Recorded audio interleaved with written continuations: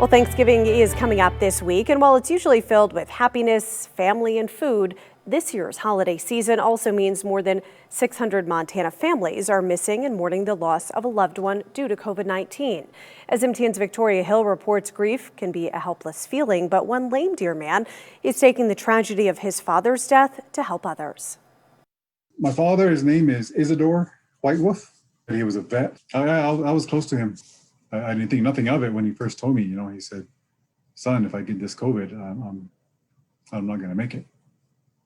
And I thought, oh, he's tough. He'd been through a couple of heart stent surgeries and he gets through with diabetes. But Isidore would be right. A positive test on August 21st. I remember him telling me that he was scared when he did get it. He took his last breath 22 days later on September 11th. His family left to mourn. We all felt the grief and the shock of, we didn't see any of this coming to us. And they weren't alone. There was a lot of loss.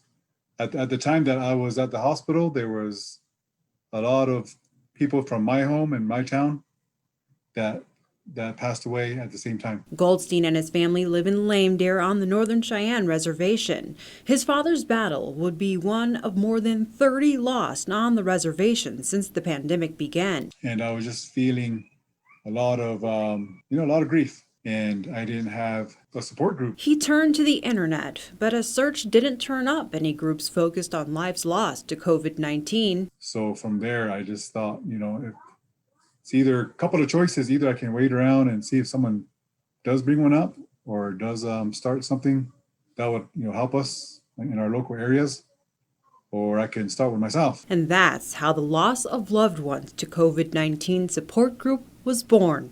Hosted every other Tuesday, Goldstein held his first Zoom session 2.5 weeks after his father's passing. It was just about relating to each other, and not surprisingly, but we were all going through the same things with how to do this. And to be in a group with people who are going through the same thing or have experienced the same thing is very helpful. Terry Steinbrink is a hospice chaplain and bereavement specialist at Riverstone Health. They realize I'm not crazy, there's nothing wrong with me, this is part of the natural grief process. So it's really helpful for them to be able to share with people that understand what they're going through. While all deaths are tragic, a loved one passing away during the pandemic can add another layer of grief due to restrictions brought on by COVID-19. A lot of them weren't able to see their loved ones at the end, which has added to the grief. They weren't able to have funerals or had really small funerals.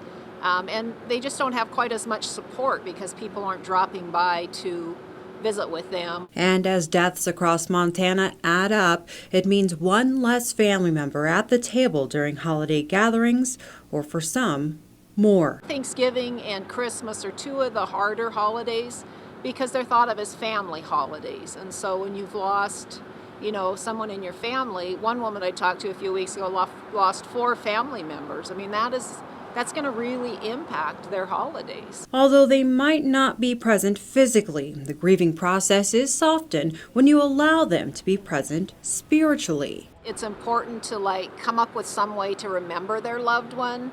And we've had people do that in different ways. Some of them have maybe planted something, a plant that will bloom around the holidays. Some people light a candle in memory.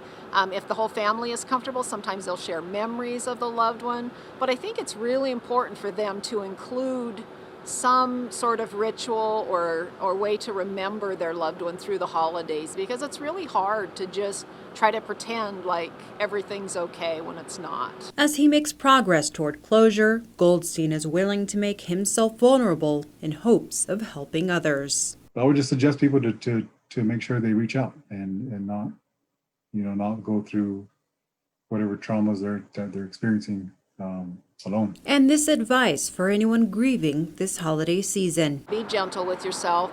Do not have the same expectations of yourself through the holidays. Maybe simplify things. If you don't feel like going anywhere, that's okay. Just to really take care of yourself through the holidays. In Billings, Victoria Hill, MTN News.